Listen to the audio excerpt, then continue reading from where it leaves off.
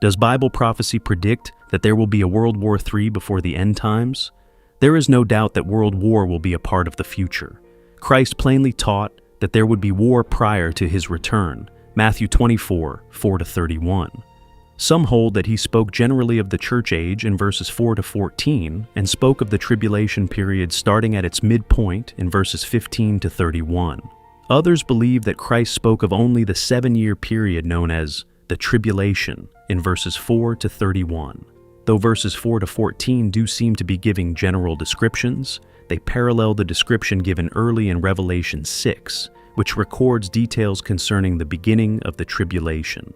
Matthew 24:6-7 says there will be wars and rumors of wars. For nation will rise against nation, and kingdom against kingdom, and in various places there will be famines and earthquakes. Here, Christ makes it very clear that war will play a significant role in the last 7 years prior to his return. To be more specific, the future does hold at least one more world war.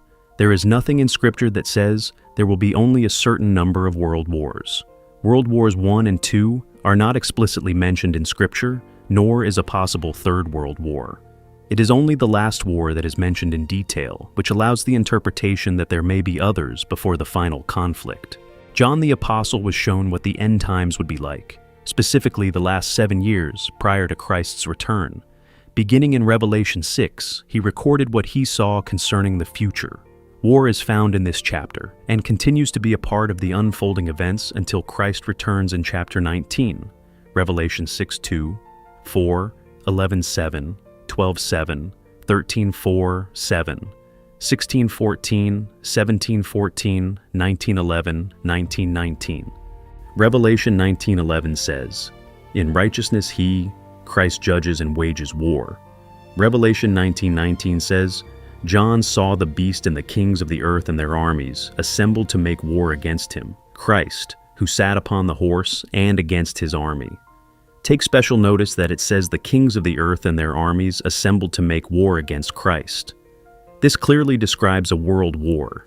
It also should be noted that the victor in this war is clearly Christ, who seizes the beast/Antichrist and the false prophet and casts them into the lake of fire, and the armies that followed them are destroyed. Revelation 19:20-21. So, although there will be at least one more world war, there is no doubt of the outcome. Righteousness will prevail as Christ, the King of Kings and Lord of Lords, defeats all who oppose him. It is also worth mentioning at this time that following the 1,000-year reign of Christ, there will be another uprising, which could possibly have the scope of a world war. Satan will be bound for 1,000 years and then released. Upon his release, he leads a rebellion among the peoples of the earth. Christ quickly puts down this rebellion and permanently judges Satan, casting him into the lake of fire, as he did with the beast/Antichrist and the false prophet. Revelation 27-10.